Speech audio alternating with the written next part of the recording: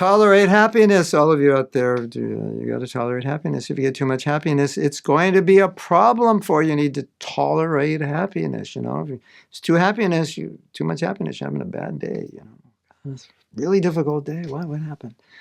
I have to tolerate all this happiness. It's really difficult. That's Bhagavad Gita 256. This is a misprint, which has been corrected on our site. And we've just put, Bhagavad Gita took off the shloka, just tolerate happiness. You can read the verse 256. Let's talk about it.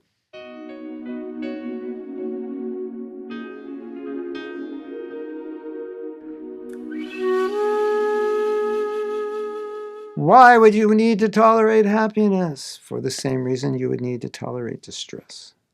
Because if you don't learn how to tolerate happiness, you are not going to do a good job of tolerating distress. But happiness is the goal of life. We should enjoy happiness. Spiritual happiness is the goal of life, not material happiness. Material happiness causes entanglement. In the Gita, Prabhupada says, the feeling of sense pleasure is your enemy because that's what causes you to remain in the material world. And the higher the sense pleasure, the more it's your enemy, because the higher the sense pleasure, the more it's imitation of Krishna. So if you go all the way up to the greatest pleasure, which is sex pleasure, that's the highest imitation of Krishna. A lot of devotees, sometimes they say, well, why, sex is enjoyable. Why do we have to control it?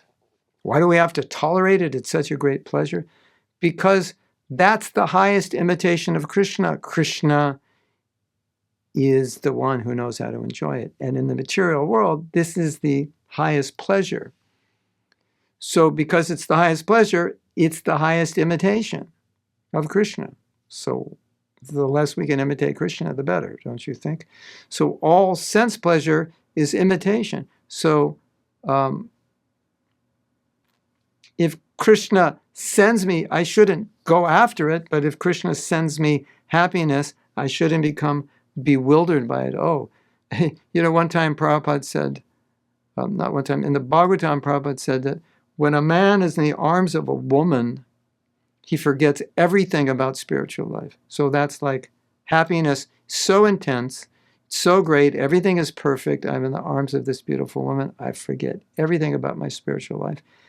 That's why you need to tolerate happiness, so you won't forget, because you can lose your mind.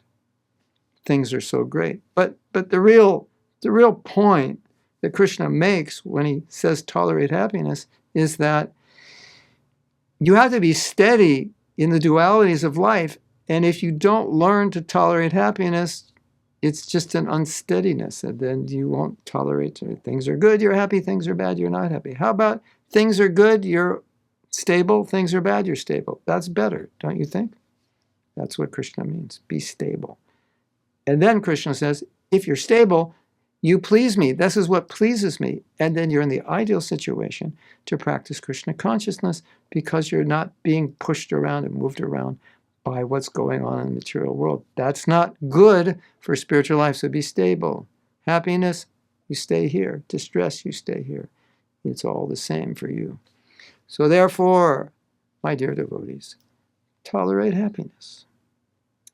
This t-shirt, I think, is really a good t-shirt because no one has ever been told to tolerate happiness. So if you're wearing a t-shirt that says tolerate happiness, Bhagavad Gita, which is also kind of nice if you're distributing Bhagavad Gita, it's thought-provoking. So I think it's a nice t-shirt to wear. And you can be enlightening people in Bhagavad Gita just by walking around. Actually, you can spend the whole day walking around New York City with your t-shirt. And you can come back and say, I've been preaching all day in New York City. What did you say? Nothing. I just showed them my t-shirt. And then give them a Bhagavad Gita. Why not? So Sattva Apparel, the link is below. We have many t-shirts or hoodies and other accessories with these sayings on them.